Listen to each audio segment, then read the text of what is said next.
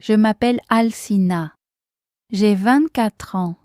Je travaille dans un grand bureau en ville. Mon patron s'appelle Monsieur Damien. Il est le propriétaire de l'entreprise. Tout le monde au travail a peur de lui. C'est un homme sérieux. Il porte des costumes coûteux. Il parle d'une voix forte. Quand il entre dans une pièce, tout le monde arrête de parler. Ils baissent les yeux vers leurs ordinateurs. Ils travaillent très dur. Ils ne veulent pas faire d'erreur. Mais moi, je connais un autre monsieur Damien. Chaque soir à 17 heures, la journée de travail se termine. Mes collègues rangent leurs affaires. Ils parlent de leurs projets. Moi, je vais au cinéma. Lundi, je vais dîner avec mon petit ami. Un autre me regarde et demande « Où vas-tu, Alcina ?» Je souris toujours. Je dis la même chose. Je rentre juste chez moi. Je suis fatiguée. Ils pensent que j'ai une vie normale. Ils imaginent que je vais dans un petit appartement. Ils pensent que je regarde la télévision et que je dors seule. Mais ils se trompent. J'attends que tout le monde parte. Je reste dans le hall. Je regarde mon téléphone. Puis une voiture noire arrive. C'est la voiture de Monsieur Damien. J'ouvre la porte. Je monte à l'intérieur. Monsieur Damien conduit. Il me regarde. Il sourit. C'est un sourire bienveillant. Il n'est plus le patron effrayant maintenant. « Bonjour, Alcina, » dit-il. « As-tu passé une bonne journée ?»« Oui, monsieur Damien, » dis-je. « C'était une bonne journée. Nous quittons la ville en voiture. Nous conduisons jusqu'à une grande maison dans un quartier calme de la ville. Nous entrons à l'intérieur. Nous préparons le dîner. Nous mangeons ensemble et ensuite, la nuit, je dors dans sa maison. Je sais ce que vous pensez. Vous pensez que je suis sa petite amie. Vous pensez que nous sommes amoureux. Non, ce n'est pas vrai. Je ne suis pas sa petite amie. Il a 55 ans. Il est assez âgé pour être mon père. Alors pourquoi dors-je avec mon patron chaque nuit? Pourquoi vis-je dans sa maison? C'est mon histoire. C'est une histoire de secret. C'est une histoire de pauvreté et c'est une histoire de gentillesse. Pour comprendre ma vie aujourd'hui, il faut comprendre mon passé. Il y a 2 ans, je suis venue dans cette ville. Je viens d'un tout petit village. Mon village est très loin. Dans mon village, il n'y a pas de grands bureaux. Il n'y a pas de grands immeubles. Tout le monde est agriculteur. Mon père est agriculteur. Ma mère est femme au foyer. Nous étions heureux, mais nous étions très pauvres. Je voulais aider ma famille. Je voulais envoyer de l'argent. J'avais un grand rêve. Je voulais travailler dans un bureau. Je voulais porter de beaux vêtements. Je voulais devenir une femme accomplie. Je vais aller en ville, ai-je dit à mes parents. Je vais gagner de l'argent. Je vais m'occuper de vous. Ma mère a pleuré. Elle m'a pris dans ses bras. Fais attention, Alcina, a-t-elle dit. La ville est grande. La ville est dure. Je suis forte, ai-je répondu. Je peux le faire. Je suis venue en ville avec un seul sac. J'avais très peu d'argent. J'ai trouvé un emploi dans l'entreprise de Monsieur Damien. J'étais assistante. C'était un poste modeste. Le salaire n'était pas élevé. Mais j'étais heureuse. J'avais un travail. J'ai trouvé un petit appartement. Il n'était pas agréable. Il était sombre. Les murs étaient fins. Je pouvais entendre mes voisins, mais c'était chez moi. J'ai acheté un petit lit. J'ai acheté une petite table. Je me sentais adulte. Chaque mois, je recevais mon salaire. Je mettais un peu d'argent de côté pour la nourriture. Je mettais un peu d'argent de côté pour le loyer. Et j'ai envoyé le reste de l'argent à mes parents. Je leur écrivais des lettres. Je vais bien. Je leur écrivais que la ville était belle, que mon patron était gentil. C'était un mensonge. La ville était solitaire.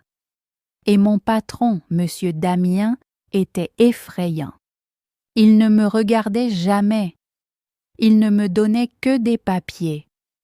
Copie ceci, disait-il. Classe ça, disait-il. Il ne connaissait pas mon nom. Pour lui, je n'étais qu'une employée. Mais cela ne me dérangeait pas. J'avais un but. Puis tout a changé. Un jour, mon téléphone a sonné. C'était ma sœur. Elle pleurait. Alcina, a-t-elle dit, c'est papa. Il est très malade. Mon cœur s'est arrêté. Qu'est-ce qui se passe? Ai-je demandé. Son cœur. Elle a dit qu'il avait besoin d'une opération. Très chère.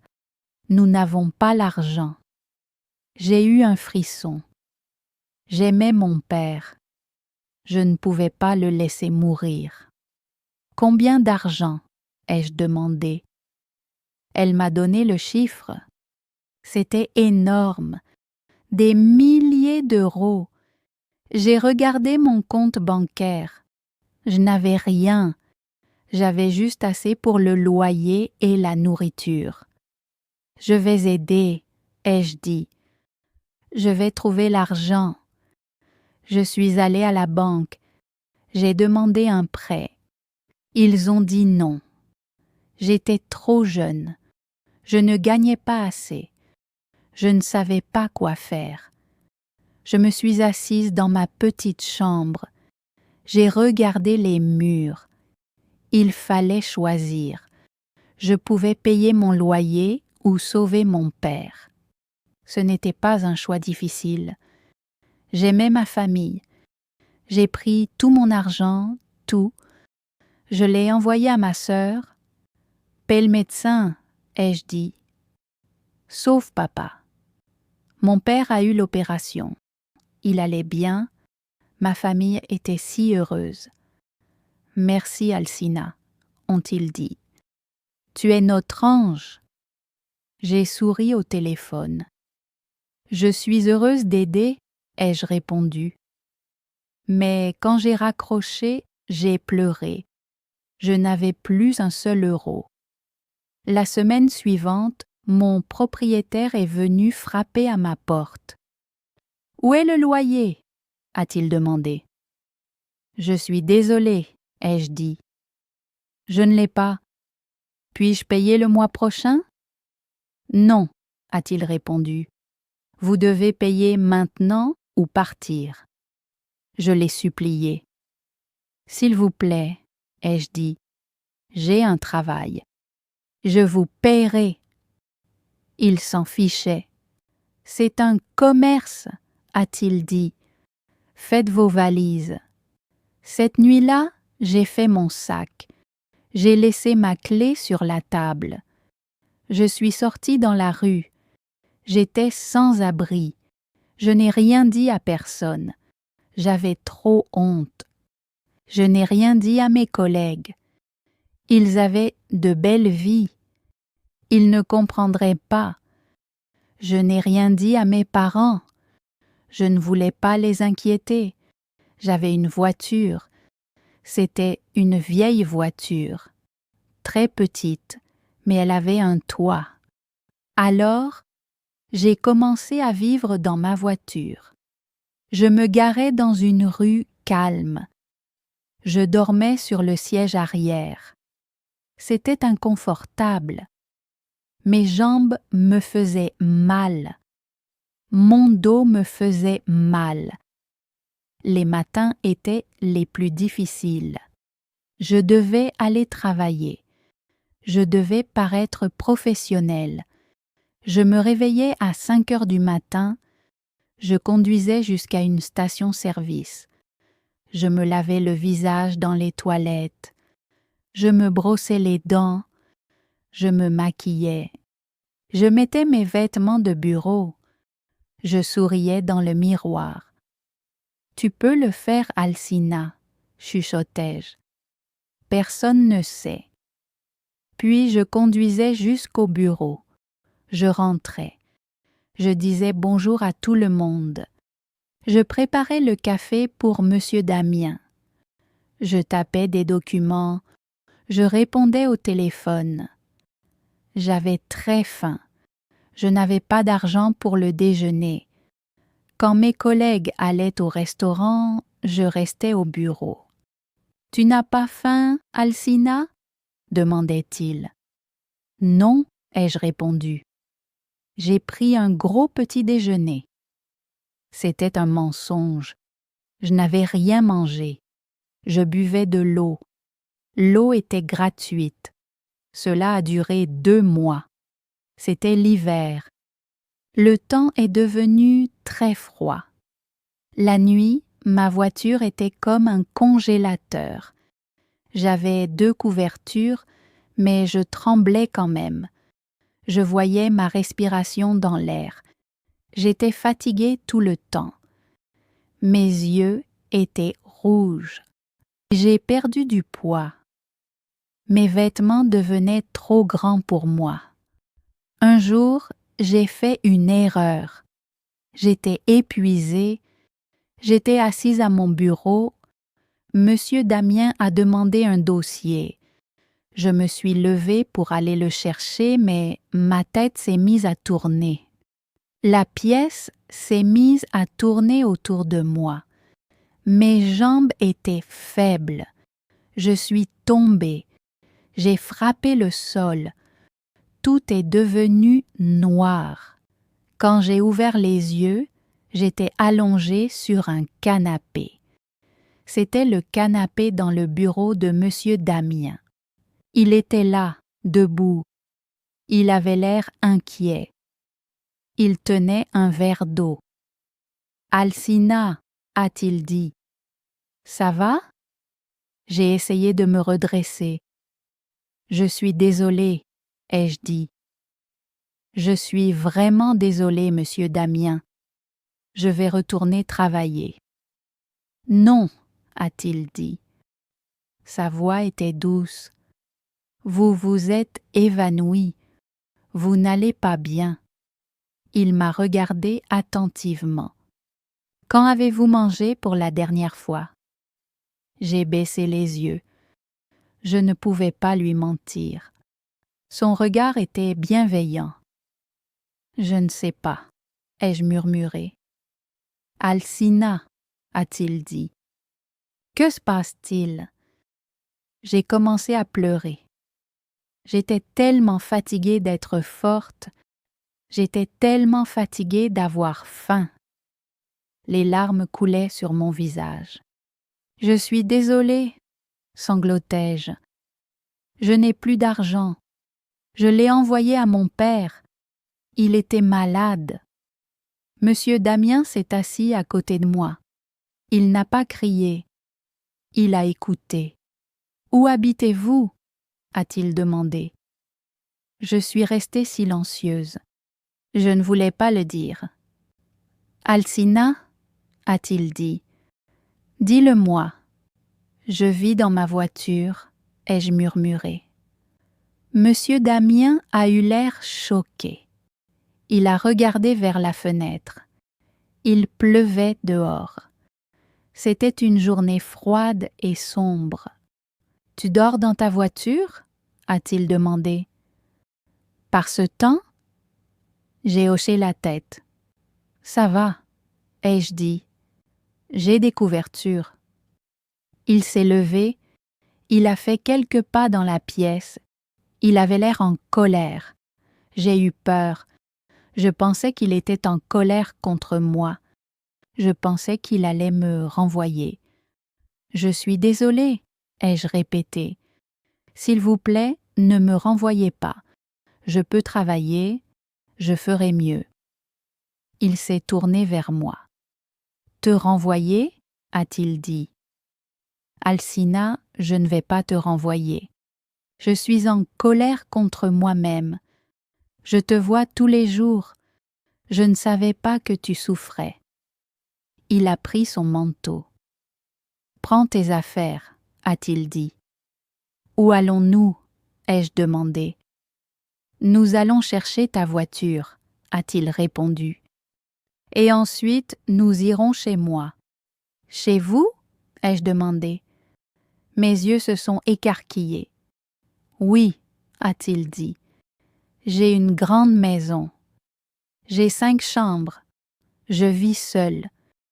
Tu ne peux pas dormir dans une voiture. Tu resteras avec moi. J'ai secoué la tête. Non, monsieur Damien, je ne peux pas. Ce n'est pas correct. Vous êtes mon patron. Je suis un être humain avant tout, a-t-il dit. Je ne peux pas te laisser dormir dans la rue. Tu resteras dans la chambre d'amis. Tu resteras jusqu'à ce que tu économises de l'argent, jusqu'à ce que tu trouves un appartement. C'est un ordre. Il a souri en disant cela. C'était une plaisanterie, mais il était sérieux. Alors, ce soir-là, je l'ai suivi. J'ai conduit ma vieille voiture derrière sa voiture luxueuse. Nous sommes arrivés chez lui. C'était magnifique. Il y avait un grand jardin. À l'intérieur, il faisait chaud. Ça sentait le bois et les draps propres. Il m'a montré une chambre. Il y avait un grand lit avec des oreillers moelleux. Une fenêtre donnait sur le jardin. Il y avait une salle de bain privée avec une douche chaude. « C'est ta chambre, a-t-il dit. Voici la clé. » Je suis restée debout au milieu de la pièce. Je n'arrivais pas à y croire. 1 heure plus tôt, je dormais dans une voiture froide. Maintenant, j'étais dans un palais. « Pourquoi ?» lui ai-je demandé. « Pourquoi faites-vous ça ?» Monsieur Damien a eu l'air triste pendant un instant. « Ma fille, » a-t-il dit. « Elle vit dans un autre pays. Elle me manque. J'espère que si elle avait des problèmes, quelqu'un l'aiderait. Alors, je t'aide. » Cette nuit-là, j'ai pris une longue douche chaude. J'ai mis des vêtements propres. J'ai mangé un dîner chaud avec monsieur Damien. Nous avons mangé du poulet et des légumes. C'était le meilleur repas que j'ai jamais mangé. Puis je suis allée dans le grand lit. Je me suis allongée. Il était si doux. Je me sentais en sécurité. Pour la première fois depuis des mois, j'ai dormi toute la nuit. C'était il y a 6 mois. Depuis, ma vie a changé. Je travaille toujours au bureau.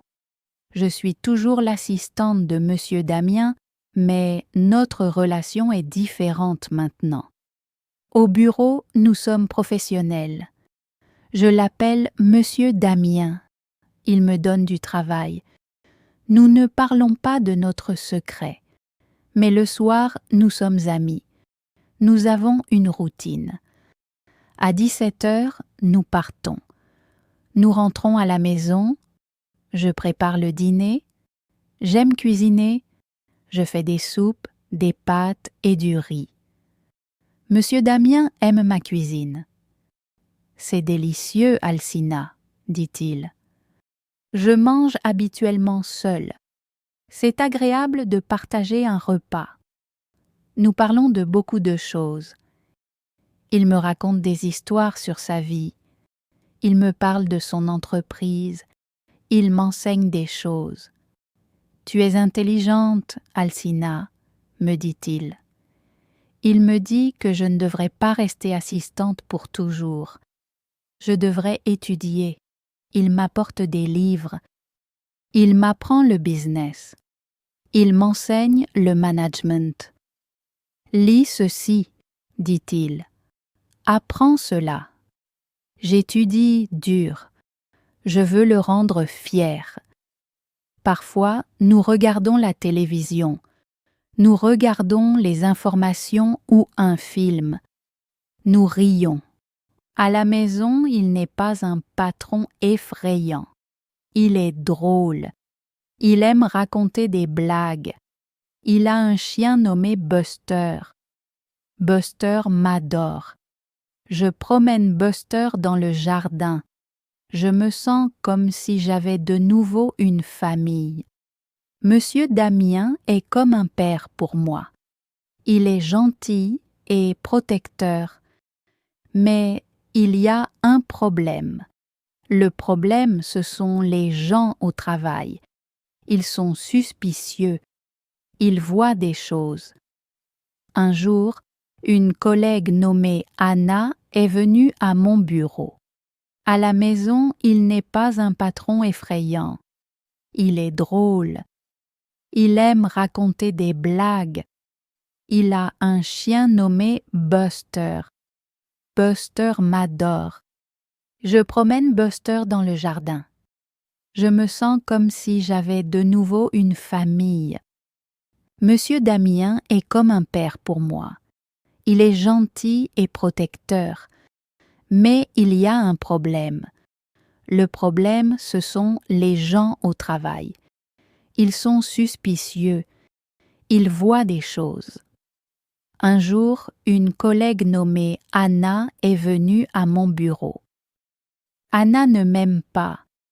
Elle veut être l'assistante. Elle est jalouse. « Alcina, dit-elle, je t'ai vue hier. »« Oh, ai-je dit en regardant mon ordinateur.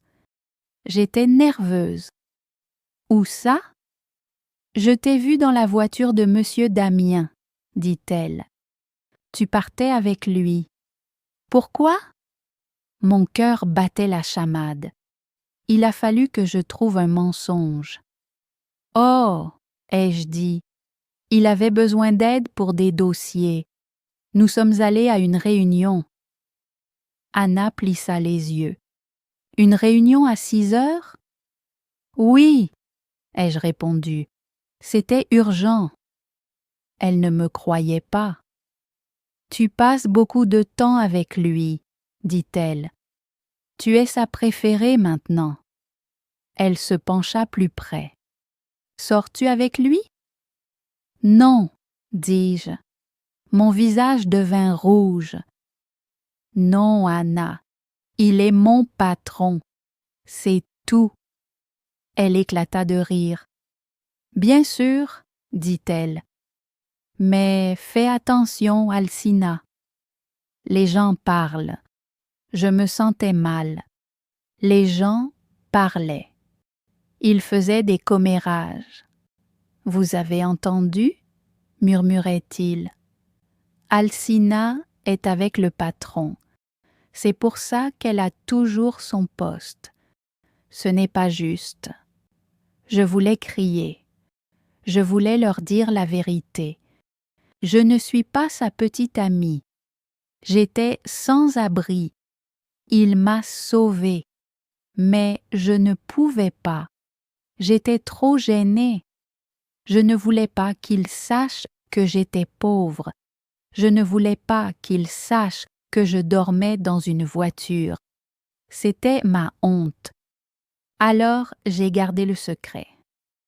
Chaque jour, les commérages empirent. J'entrais dans la salle de déjeuner et tout le monde arrêtait de parler. Ils me regardaient, ils murmuraient. Je me sentais à nouveau seule. J'avais un lit chaud, mais je n'avais pas d'amis au travail. Un soir, je pleurais dans la cuisine de la maison de Monsieur Damien. Je coupais des oignons, mais je pleurais à cause du stress. Monsieur Damien est entré. Il a vu mon visage. « Alcina, demanda-t-il, que se passe-t-il » J'ai essuyé mes yeux. « Rien, ai-je dit. Ce sont les oignons. »« Ce ne sont pas les oignons, dit-il. Assieds-toi. » Nous nous sommes assis à la table. « Ce sont les gens au travail, ai-je dit. Ils pensent que nous sommes ensemble. Ils pensent que je suis ta petite amie. Ils me détestent. » Monsieur Damien soupira. Il avait l'air encore en colère. « Ils sont stupides, dit-il. Tu devrais partir. » J'ai dit que j'avais maintenant économisé un peu d'argent. Je pourrais louer une petite chambre. Je devrais partir. Alors les commérages s'arrêteraient. Je ne voulais pas partir. J'aimais vivre ici. J'aimais la sécurité. J'aimais la compagnie. Monsieur Damien me regarda. Il resta silencieux longtemps. « Tu peux partir si tu veux, » dit-il. « Mais ne pars pas à cause d'eux. Ne laisse pas des gens stupides changer ta vie. Tu n'as rien fait de mal. Je n'ai rien fait de mal. Nous nous aidons mutuellement. Tu étais seul. Tu étais sans abri. Nous sommes amis. C'est une bonne chose. » Il posa sa main sur la table. « Alcina, tu travailles dur. Tu apprends. Bientôt, tu ne seras plus assistante. Tu seras responsable. Tu leur montreras qui tu es. Ne fuis pas. » Ces paroles m'ont donné de la force. Il avait raison. Pourquoi devrais-je fuir? Je faisais de mon mieux. « D'accord, ai-je dit. Je reste. »« Bien, a-t-il répondu. Maintenant, mangeons. » Le lendemain, je suis allée au travail, la tête haute. Anna m'a regardée. Elle a chuchoté quelque chose à une autre fille. Je n'ai pas baissé les yeux. Je l'ai regardée. J'ai souri. « Bonjour Anna, ai-je dit. Voici les rapports. » Elle avait l'air surprise. Elle a pris les dossiers. Elle n'a rien dit. J'ai travaillé plus dur que jamais. J'ai tout appris sur l'entreprise. Monsieur Damien m'a confié de plus en plus de responsabilités. 6 mois plus tard, il y a eu une grande réunion. Tout le personnel était présent. Monsieur Damien se tenait devant tout le monde. « J'ai une annonce à faire, » a-t-il dit. « Nous avons besoin d'un nouveau chef de projet.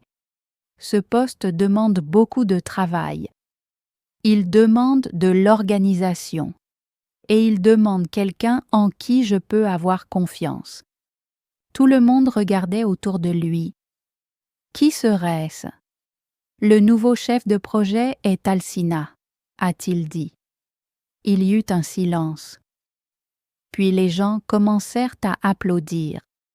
Mais Anna se leva. « Monsieur Damien, » dit-elle d'une voix forte, « est-ce juste? Nous savons tous pourquoi elle a eu ce poste. Nous savons qu'elle vit chez vous. » La salle devint très silencieuse. Tout le monde me regardait. Le secret était révélé. Mon visage brûlait. Je voulais disparaître sous la table. Monsieur Damien ne se mit pas en colère. Il regarda Anna calmement. « Oui, dit-il. Alcina vit dans ma maison. » La foule eut un souffle de surprise. « Elle vit dans la chambre d'amis, » continua-t-il. « Voulez-vous savoir pourquoi ?» Il me regarda. Il attendit mon accord. J'ai hoché la tête. Il était temps de dire la vérité. Alcina est venue dans cette ville sans rien. Monsieur Damien leur expliqua qu'elle travaillait pour nous depuis 2 ans. Elle envoyait chaque euro à son père malade. Elle avait sauvé sa vie, mais elle avait perdu sa maison. Pendant 2 mois, elle avait dormi dans sa voiture. Elle venait travailler tous les jours, affamée et frigorifiée, et elle souriait. Elle ne se plaignait jamais. Il regarda le personnel. Ils écoutaient bouche bée. « J'ai découvert, dit-il, que je lui ai offert une chambre, non pas parce qu'elle est une femme, mais parce que c'est un être humain qui avait besoin d'aide. Et pendant les 6 derniers mois, elle a étudié chaque soir. Elle connaît cette entreprise mieux que quiconque. Elle a mérité ce poste. » Il regarda Anna. « Est-ce que quelqu'un a une question ?» Anna s'assit. Elle avait honte. Elle regardait le sol. « Je suis désolée, » murmura-t-elle. « Mes collègues me regardaient différemment maintenant. Ils ne voyaient plus une fille qui dormait avec le patron. Ils voyaient une fille forte. Ils voyaient une fille qui aimait sa famille. Après la réunion, des gens sont venus me parler. Je ne me connaissais pas encore Alcina. L'un dit « Tu es très courageuse ». Un autre dit « Félicitations pour ton poste ». J'ai souri. Cette fois, c'était un vrai sourire. Ce soir-là, je rentrai en voiture avec Monsieur Damien. « Merci », lui dis-je. « Tu l'as mérité », répondit-il. « Je vis encore avec Monsieur Damien. Je mets de l'argent de côté. Bientôt j'achèterai ma propre maison. Je partirai. Il me manquera. Nos dîners me manqueront. Le chien me manquera. Mais je sais que nous resterons toujours amis. La vie est étrange. Parfois les moments les plus difficiles mènent aux meilleures choses. Je pensais que ma vie était finie quand je dormais dans cette voiture froide, mais ce n'était que le début. J'ai appris qu'il est normal de demander de l'aide. J'ai appris qu'il y a des gens bons dans le monde. Et j'ai appris que le travail acharné finit toujours par payer. Je m'appelle Alcina. Je dors avec mon patron dans sa maison, dans la chambre d'amis. Et je suis fière de mon histoire. Peut-être que tu te sens seule en ce moment. Peut-être que tu traverses un grand problème, mais ne renonce pas. Il y a toujours de l'espoir. Il y a toujours un nouveau jour et peut-être, juste peut-être, un ami prêt à t'aider. Continue. Tu peux y arriver?